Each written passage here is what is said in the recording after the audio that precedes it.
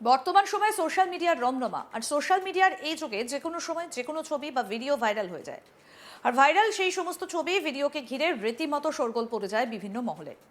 এবার সেই রকমই এক ভাইরাল ভিডিও ঘিরে তুমুল শোরগোল। ট্রেনের এসি কামরায় বেডশিট ব্যাগে ঢুকিয়ে নেবার অভিযোগ উঠল বিজেপির এক আইনজীবী নেতার বিরুদ্ধে।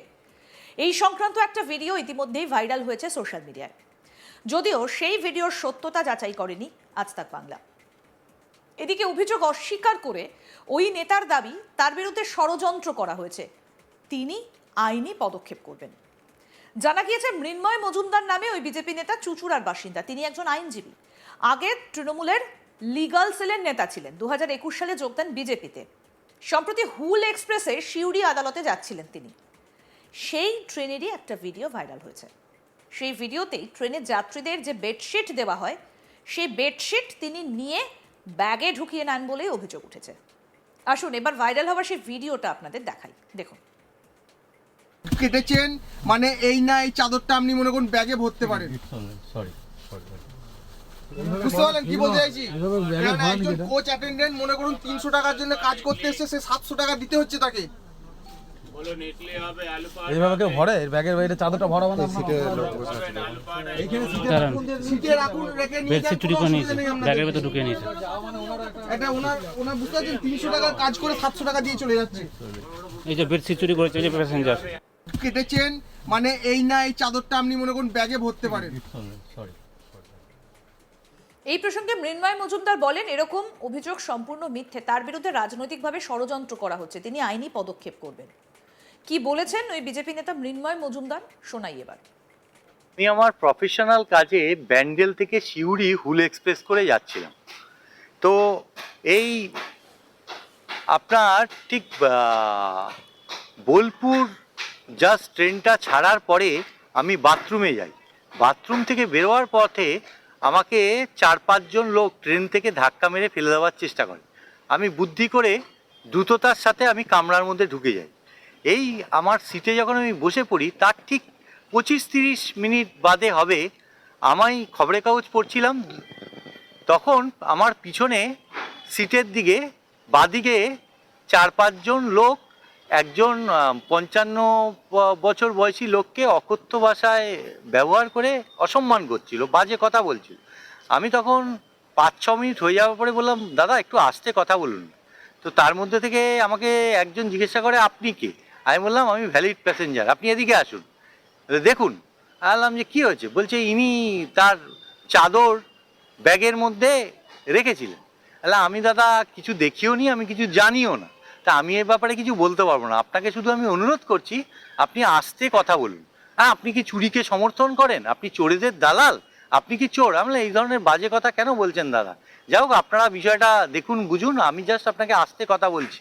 হ্যাঁ, তো বলেই আমাকে বলছে যে জানেন, এই 300 টাকার চাদরের 700 টাকা এর থেকে কেটে নিতে পারে, এর চাকরি সাসপেন্ড হয়ে যেতে পারে। আমি বললাম, দেখুন দাদা, আমি চুরিকে সমর্থন করি না বা এই ধরনের ঘটনার বিষয়ে আমি কিছু জানি না, তা আমাকে এগুলো কথা বলছেন। ওকে, ইটস অল রাইট, সরি বলে আমি আমার নিজের সিটে আমি বসে পড়ি। আমি একটি লেদারের ব্যাগ নিয়ে গেছিলাম, তার মধ্যে আমার 2টো ব্রিফ ছিল, ফাইল সমেত, ল্যাপটপ ছিল এবং আমার আইনের বই ছিল এবং আমার একটা পেনের খাপ ছিল এবং আমার গ্রাউন্ড ছিল। আর আমি উপরে একটা জ্যাকেট পরেছিলাম ঠান্ডার জন্য। তো এই হচ্ছে ঘটনা। এবার এই বিষয়ে তো যদি ওনাদের তৎক্ষণাৎ কেউ কিছু করে থাকে বা আমার বিরুদ্ধে অভিযোগ থাকে, তাহলে তো আরপিএফ, জিআরপিএফ কি বা রেলের টিকিট চেকার ছিলেন ওই কামরাতে, তাদেরকে তো ডাকতে পারতেন। ওনারা কোনো কিছু ডাকলেন না, বা আমার ব্যাগ থেকে কোনো কিছু চাদর বেরোচ্ছে, প্যাকেট বেরোচ্ছে, জামা কাপড় বেরোচ্ছে, এ বিষয়েও ভিডিওতে কিছু দেখা যায়নি, বা আমি ঢোকাচ্ছি এরকমও কিছু দেখা যায়নি, বা আমার সিট থেকেও পাওয়া যায়নি। শুধু একটা ষড়যন্ত্রমূলক গভীরভাবে আমাকে খুন করার চেষ্টা হয় এবং আমাকে এইভাবে মেলাইন করার, অসম্মানিত করার একটা গভীর ষড়যন্ত্র করা হয়। আমি এই বিষয়ে ধিক্কার জানাচ্ছি। ইতিমধ্যে আমি আরপিএফ ব্যান্ডেলে জানিয়েছি, জিআরপিতে জানিয়েছি, হাওড়ার ডিআরএমকে জানিয়েছি এবং রেলমন্ত্রী অশ্বিনী বৈষ্ণবকে জানিয়েছি। আমি আপনাদের মাধ্যমে যারা এই কাজ করেছে তাদের আমি জানাতে চাইছি, আমি এই বিষয়ে আইনি পদক্ষেপ গ্রহণ করব যথাযথভাবে। মুখগুলো কথাও দেখা যাচ্ছে না, প্রথমেই সরি বলতে দেখা যায়নি, সব শেষে আমি একে বারবার বলাতে আমি ঠিক আছে, ইটস অল রাইট, আমি এই বিষয়ে কিছু জানি না, দেখিনি, সরি। আর মুখ লোকাতে যখন আমার মুখের সামনে ভিডিওটি তারা নিয়ে আসে ক্যামেরাটি, তখন আমি সেই ক্যামেরাটাকে সরিয়ে দিয়ে হাত দিয়ে। এদিকে এই প্রসঙ্গে তৃণমূলের হুগলি শ্রীরামপুর সাংগঠনিক জেলার সভাপতি অরিন্দম গুইন বলছেন, চিন্তা করুন, একজন বিজেপির আইনজীবী নেতা বেডশিট চুরি করে ধরা পড়েছেন। এই বিজেপি ক্ষমতা এলে কি করবে? শোনাই কি বললেন তৃণমূল নেতা অরিন্দম গুইন। বিজেপির লিগাল সেলের কনভেনার মিনময় মজুমদার, যিনি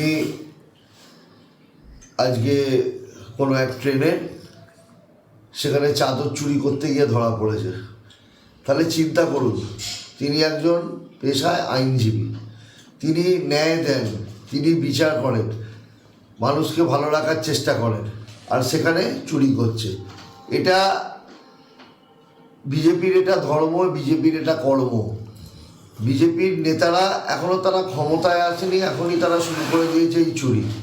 তাহলে এরপর যদি এরা সরকারে আসে এই পশ্চিম বাংলায়, তাহলে কি হতে পারে এনাদের দেখেই তাহলে দেখুন, এই থেকেই আপনারা বুঝে নিন যে এখন তারা ক্ষমতায় নেই এই পশ্চিম বাংলায়। এখনও তারা চুরি করছে। কোথায় কি সম্পত্তি চুরি করছে? সরকারি সম্পত্তি। কার? কেন্দ্রীয় সরকারের। কোথাকার? ট্রেনের। কাজে এ থেকেই বোঝা যায় যে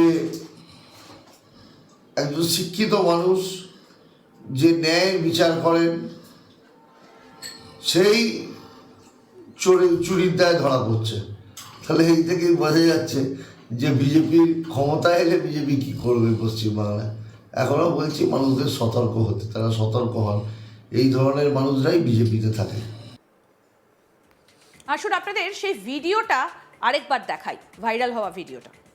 কেটেছেন মানে এই না এই চাদরটা আপনি মনে করুন ব্যাগে ভরতে পারেন। সরি সরি বুঝতে পারলেন কি বলতে চাইছি? এভাবে ব্যাগে কেননা ভরান একজন যেটা। কোচ অ্যাটেন্ডেন্ট মনে করুন 300 টাকার জন্য কাজ করতে এসেছে, সে 700 টাকা দিতে হচ্ছে তাকে। এইভাবে কেউ ভরে এর ব্যাগের বাইরে চাদরটা ভরাবো না আমরা?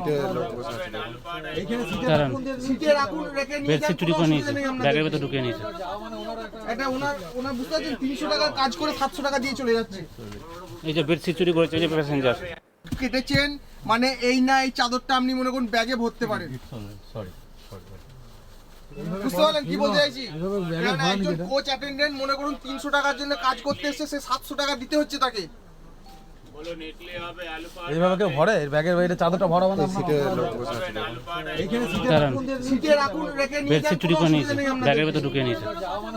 এটা ওনার বুঝতে পারছেন 300 টাকার কাজ করে 700 টাকা দিয়ে চলে যাচ্ছে। এই যে বেডশিট আরো আপডেট পেতে দেখতে থাকুন আজ তাক বাংলা, সাবস্ক্রাইব করুন, নোটিফিকেশন পেতে বেল বাটন অপশন প্রেস করুন।